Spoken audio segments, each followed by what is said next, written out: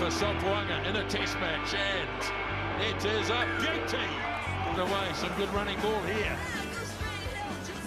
6.5 remaining. Marinara for Sopoaga. Good storming run by Leonard Brown. Off he goes. Anton Leonard Brown with Sopoaga scores. And he has done just that. My pleasure really to welcome up Lima, Sopoaga, and our Managing Director Richard Kennedy.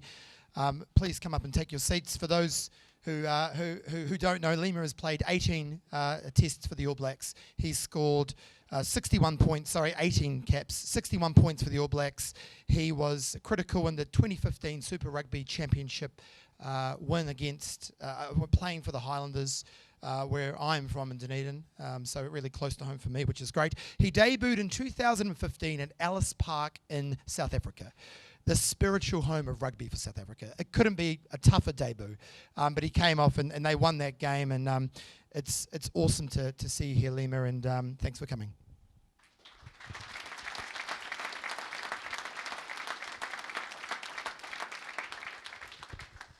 Thanks, Sam. Lima, so you've been in the UK for a couple of months now. How are you finding it? I definitely didn't move over here for the weather, so slowly getting used to that. But yeah, so far so good. Very good. And have you picked up a football team yet from the Premiership? Not at the moment. My teammates are pretty football mad, so if I pick one team, the other boys just jump on me like I'm a bandwagon fan. So I try to stay away from football, but I've been watching Amazon, the sort of the all or nothing on Man City. So I'd probably say I'm a bandwagon Man City fan, maybe. Well, early days, and there's plenty of room on the Spurs bandwagon if you want to come across. Lima, thank you very much for being here. I think it's probably fair to say that you've lived the dreams of many people in this room being an All Black, and it's a privilege having you here. To everybody else, thank you very much for your support, and if I haven't met you before, thank you very much for being here. I can assure you that Re-Leased is just at the beginning of a very exciting mission into the commercial property management sector. I'm really looking forward to diving into the All Black culture and understanding how they create a high performance environment, and my hope is that you can take some principles away and apply those to your teams. If we break the All Blacks down individually, they're not too different. You know, they're just human. They're not giants. They don't get paid extraordinary amounts of money like the Premiership, but they achieve extraordinary success. They have an aligned purpose. They work very hard on the character of their people, and they protect their environment. They believe that better people make better All Blacks.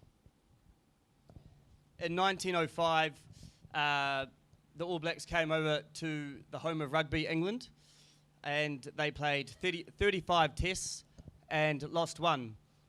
That's probably the beginning of their unified identity and the very high expectations that New Zealanders put upon the All Blacks.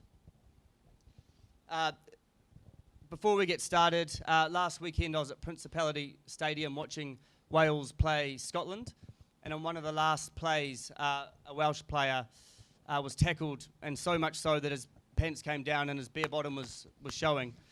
Lima, should we kick off with a embarrassing moment? on or off the field? I've had many embarrassing moments, both on and off the field. I'll leave the off ones to another time, but probably the most embarrassing for me, my most embarrassing moment playing wise was probably getting dragged before halftime. For the Highlanders, that was pretty embarrassing.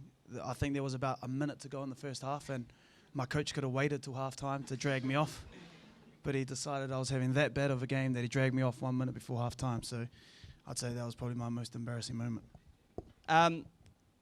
Just quickly, can you touch on your journey to the All Blacks? So where you're from? I know you're a very proud Wellingtonian, but it would be great for the guys to hear how your journey towards the All Blacks.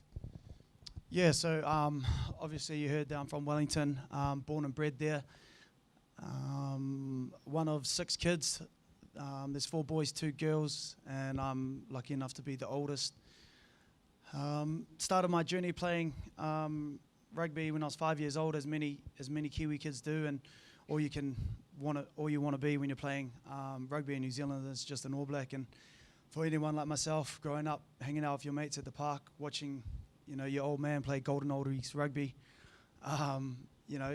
all you want to do is just be a part of it. So that's kind of where my journey started, as a little 5-year-old hanging out with my brothers in the backyard. And then when I was 18, and it was my first year out of school, I was playing for the Wellington Lions, who at the time, my coach was Jamie Joseph. And he was coming to coach the Highlanders down in Dunedin. And he rang me one afternoon and he said to me, "Oh, I'd like you to come and play for the Highlanders." And I kind of thought it was one of my mates playing a prank on me, like I kind of hung up the phone on him straight away. And I get a call back and he's like, "Oi."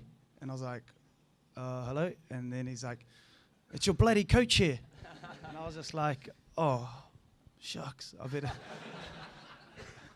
And so he's my coach at the time for the Lions, but he's going down to coach at the Highlanders. And so for me, he was just like, "Oh, come down to the Highlanders." And obviously coming from Wellington, born and bred Hurricanes fan, that was all I wanted to be, was a Hurricane. And so I kind of told him that I had already got a wider contract with the Hurricanes. And he kind of said, nah, I want you to come down on a full contract. So yeah, I guess that was it. And I was kind of like, sweet, I'm off to Dunedin and let's get it on. Nice. And you won a championship with the Otago Highlanders. Yeah, so we won in 2015, but I got to the club in 2010. And so at the time, the club was in absolute disarray. No one wanted to come down there. I think we only had one All Black at the time. And the club was pretty much broke. Like, some of our training facilities were, to be fair, pretty horrific. You wouldn't expect a professional outfit to be training on some of the fields we were training on, and some of the kit we were getting was pretty outrageous as well. Sort of missing half our kit, and yeah, it was a pretty crazy time, but it was a cool time to be down there. For a lot of us, I was down there when I was 18, and some of my best mates were sort of 19, 20, and we're in this team where no one wanted to be a part of it, but we were young and we were hungry for opportunity. So that was our ticket out of there, and we took it. And 5 years later, we ended up winning a championship, and that was the beauty of it all, kind of coming down to a place where no one wanted to be, and then making something of that club. And I look back at it now, I'm pretty proud that I got to leave the club in a better place than I found it. So that's pretty special, and the club's in good hands right now. Very cool. I know 2 moments that's always special for an All Black. Can't say from experience, but from what I hear. Where were you when you were first named? How did that happen? Yeah, so we just played our quarterfinal against the Chiefs down in Dunedin, and we had won, and my family had come down to watch that game, and I was kind of like clock watching, like, oh man, I know the All Blacks is getting named soon, and my name had been thrown around quite a bit, and I was just trying to block out all the noise. So I was going out for lunch and with my family, and I was just clock watching, looking at the time like, the team's getting named soon, but I didn't want to watch it or anything. And so, everybody these days, they talk about tech, everyone's on a WhatsApp, so I'm in my WhatsApp group. And I'm driving home from my lunch, my family's in there, and my WhatsApp's just going off, and all the boys are just like chahooing and like absolutely losing it.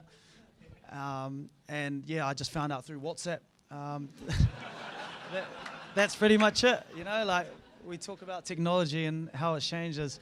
I found out through WhatsApp, so had a bit of a video, and the boys played it, and a few boys sculling beers for me and whatnot. So, it was pretty cool. Awesome. And when you put the number 10 jersey on for the first time? Yeah, so that was my debut at Ellis Park, and before every rugby game, whether it's been my high school game or a professional one, I've always put my jersey on and gone to the bathroom and splashed water on my face twice. which is really weird because I only ever do it twice. I can't do it any more, any less. And then I kind of just look up in the mirror, and when I looked up in the mirror, I honestly thought I was Superman. When you put that black jersey on for the first time, it's just something majestic about it. It's something so unreal that you kind of can't explain what it feels like. But in a nutshell, yeah, I actually felt like a superhero, and I felt like in that moment when I put it on for the very first time, that nothing could touch me, and you kind of think of the history and all the greats who have played there, and some of your idols who have played there. So yeah, it was pretty special and pretty surreal. So your first test for the ABs, I looked online to see who was on your team for that game, and you had Conrad Smith, Martin Nonu, Israel Dagg, Kieran Reid, Richie McCaw, and these guys are all of our childhood heroes. They're legends. How did Steve Hansen develop young players in this new and daunting environment to make you feel comfortable and perform at your best? Yeah, so my first day as an All Black, we come into this meeting, and the meeting's at 9 o'clock, and obviously I'm new, so I'm there at like 9:25. I mean 8:25. Never late. I was there like 8:25, so early, like first one there, just like looking around the room, like when's this getting started, you know? Like so I'm there early, and he comes in and he draws this big circle on this whiteboard. And he's like, what is this? And so to anyone, you're like, oh, it's a circle. you know, like he's asking him, he's like, circle. And someone even said, oh, that's a cloud. I was just like, I'm not saying anything at this time. I'm just like, don't ask me. And then he's like, no, it's a full stop. And we're like, okay, whatever, man. Like, it's a full stop. And he's like, I don't care where you've come from. I don't care what you've done. Whether you play for the Highlanders, the Hurricanes, the Chiefs, the Crusaders, the Blues, right now, we're all one. Like everything else, nothing else matters, and we're all one. We're all in the same team. I don't care if you've played 0 tests or you've played 120 like Richie. We're all one. We're all together, and that kind of just put a lot of us young boys at ease. You know, like you're coming into an environment where you're sitting next to essentially your idols, guys who you've watched playing rugby all your whole entire life, and now that they're your teammates or your work colleagues, and some of them have even become your best mates. So I think that was a really good way for him to kind of set the bar and set the tone, as that we were all equal and we were all on the same page. Just earlier we were talking about Steve Hansen, how he spoke to Richie McCaw and Kieran Reid for the first time in front of you. I thought that was quite interesting.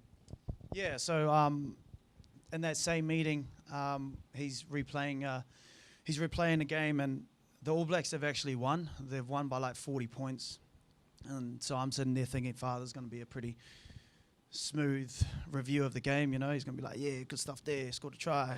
Like mean tackle, like good stuff, brother.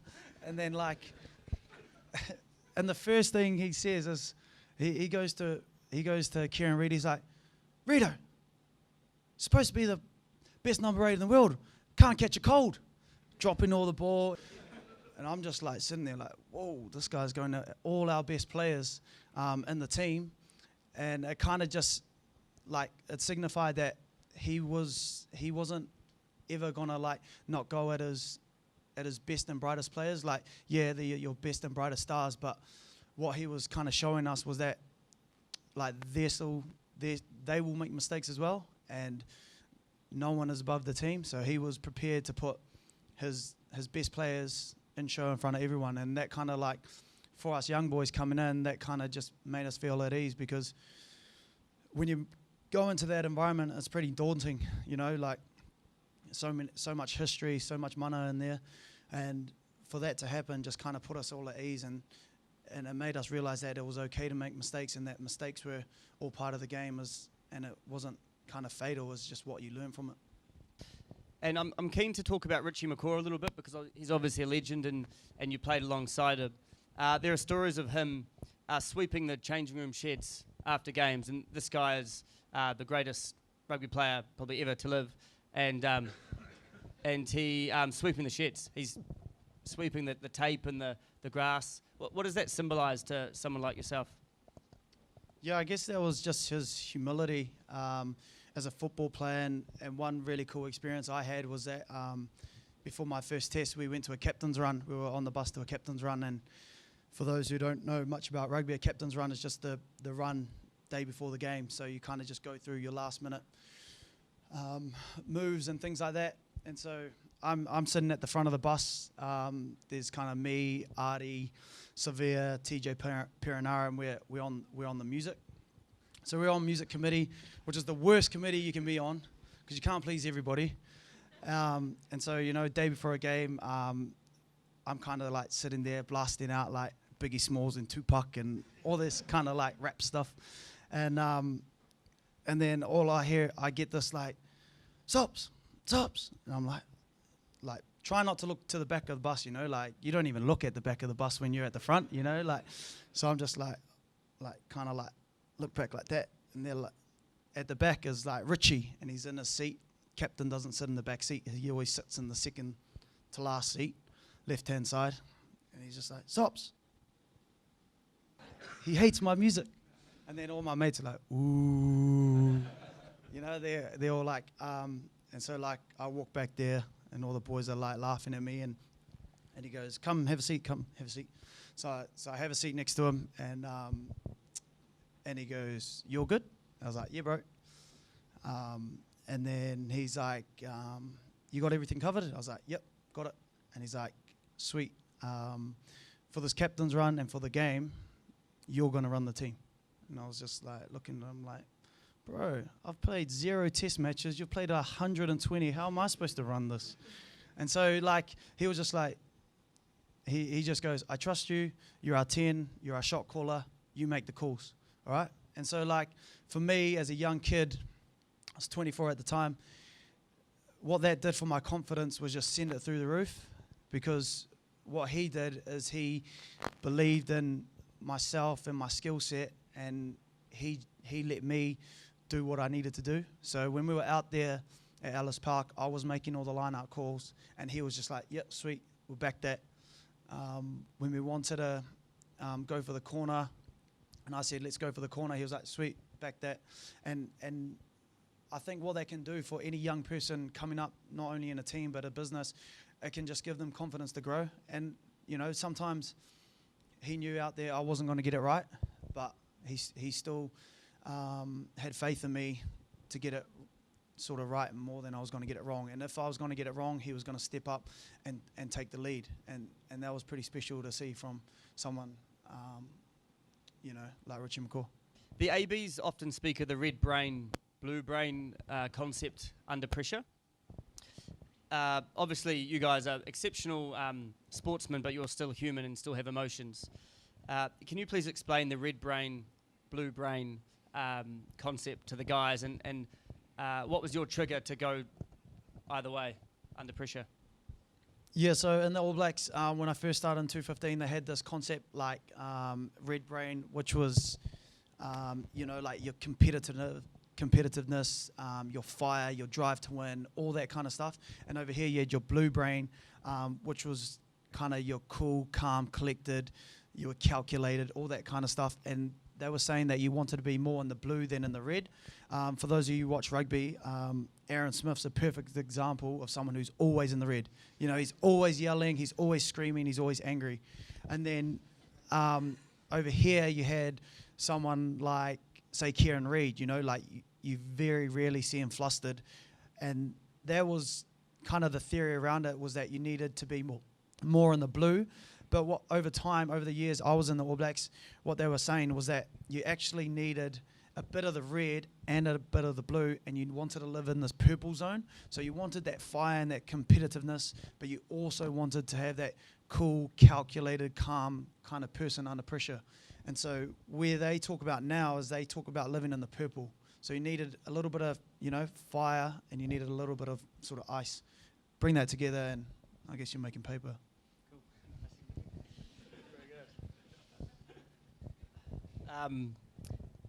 When you've got quite a bit of flair when you play, which is really cool. When you're playing for the All Blacks, are you visualising Are you thinking, oh man, I'm going to do this cool trick and then come around and do this or whatever? Or does pressure get on top of you and you kind of become the player that you are not naturally? No, I think for the All Blacks, and especially myself, is that like the bigger the occasion, the more excited you get. So for the boys tomorrow night in front of 82,000 people, I know they would have done all their work possible. They would have covered every stone. So tomorrow when they go out, they're actually just going to go out and have fun. At the end of the day, rugby is just a game where you actually go out and enjoy it with your mates. So obviously, big pressure games, you are a little bit more nervous. You are a little bit sort of cautious because you don't want to fail. But for the All Blacks, their mantra is really pressure is a privilege. Like, it's a privilege to be in that position. They really enjoy working in that space of being under pressure when your back's against the wall. And I think that's an awesome space to be in. I've been in that space a lot of times for the All Black jersey where we've come out of sticky situations, and it's because we've actually walked towards that pressure. We haven't run from it.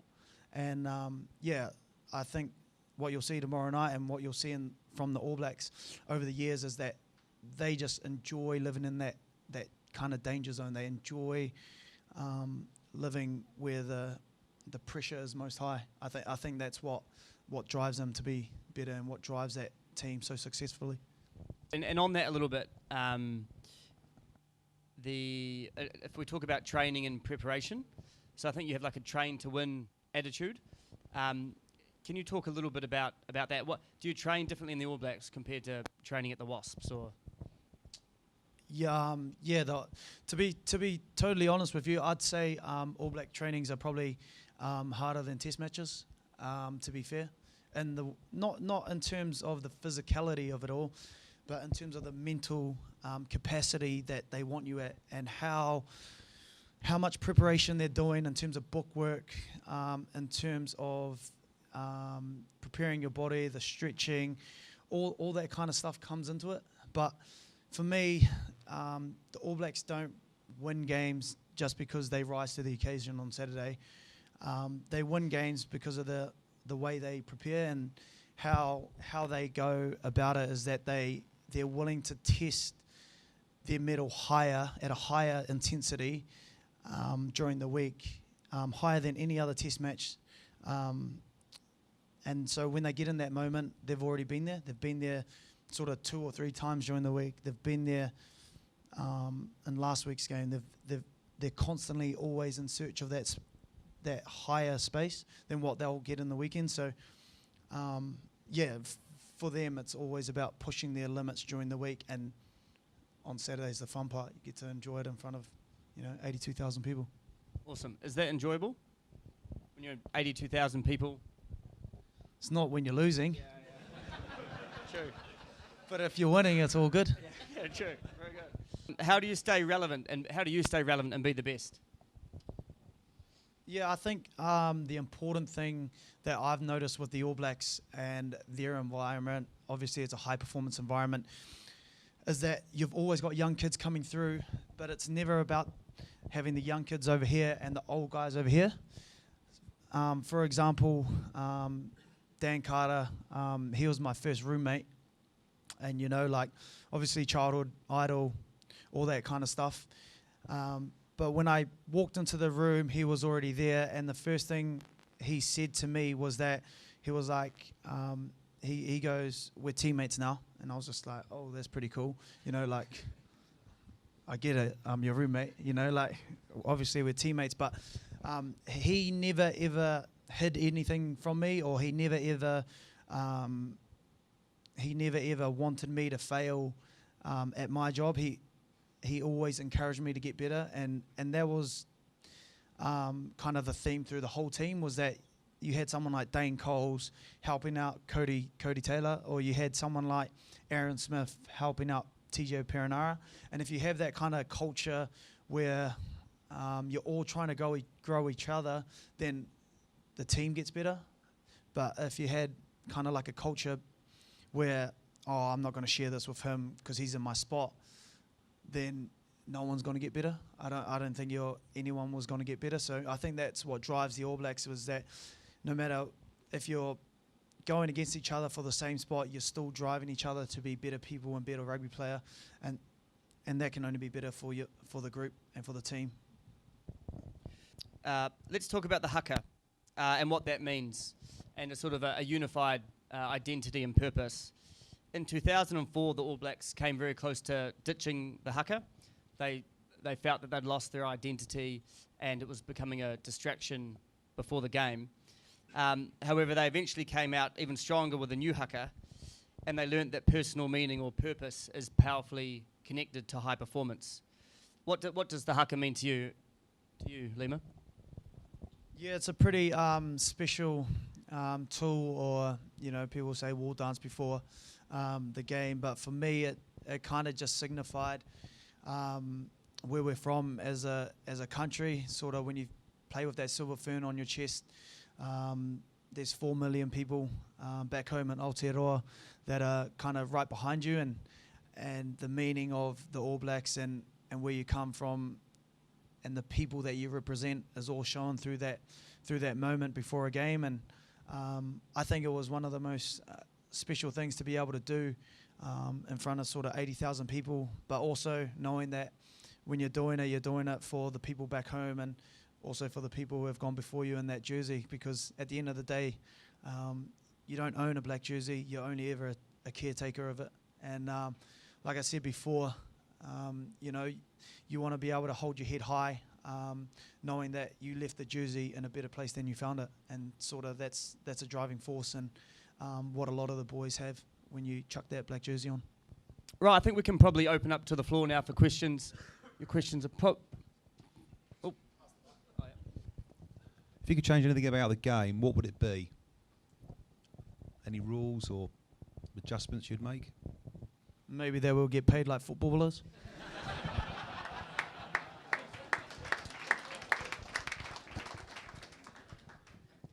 We've got another one at the back. What do you make to the changes in the tackle area that have caused a bit of controversy over this season? Yeah, rugby's gone a bit soft, hasn't it? I think as kids we grew up, wanting to do the big hits and things like that, but obviously with concussion and sort of head injuries kind of coming to the forefront and sort of ending careers, I can understand why they've kind of pushed for higher bans and stuff like that. But at the same time, I feel maybe the referees could use a bit more common sense and realise that, it is a physical game out there, and, we aren't playing tiddlywinks, so sometimes a hit's going to, slide up a little bit. And I think, if there's no malice in it, just play on and let's get on with it. Score predictions for tomorrow, Lima. Many English in the room? How many English in the room? If you could hand up. Oh, plenty. My mate Rico reckons he's going to score 3 tries, so if you're a betting man, jump down to the tab and put 100 quid on him. He reckons the safest bet you can get. But, obviously some of my best mates there. I actually hope Brad Shields has an absolute blinder tomorrow. I can't imagine what he's going through. Kiwi boy. I grew up with him. In Wellington, grew up together. So I said I'll pay him 200 quid if he walks out and does the haka back pre-game. But we'll see how that goes. But yeah, I hope he has a blinder. But yeah, I'm picking the All Blacks to. I think there'll be some fireworks tomorrow. Great. Hey, Lima, thank you very much for your insight. Very, very cool to have you here, and we very much appreciate it.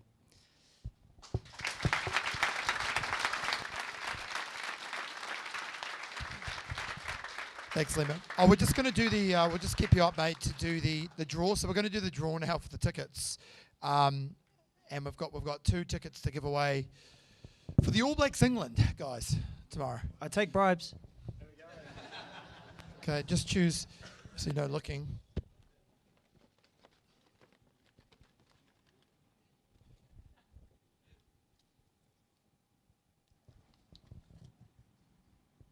Ross Clement?